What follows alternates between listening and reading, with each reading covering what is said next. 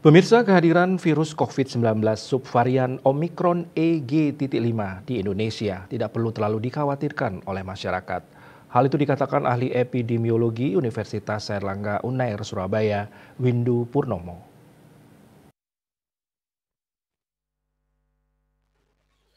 Dikutip dari kantor berita Antara, ia menegaskan bahwa gejala yang muncul pada kasus Omikron EG.5 itu semakin ringan, bahkan sebagian besar tanpa gejala. Saat ini fasilitas kesehatan khususnya ruang inap untuk pasien COVID-19 telah mengalami penurunan penggunaan yang sebelumnya dialokasikan untuk pasien COVID-19 saat ini kembali digunakan untuk pasien biasa atau umum. Menurut dia, vaksinasi dan edukasi kepada masyarakat tentang virus tersebut masih penting.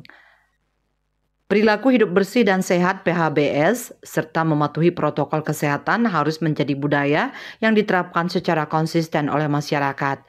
Pemerintah juga harus terus melakukan monitoring rumah sakit untuk mempersiapkan mitigasi lebih lanjut.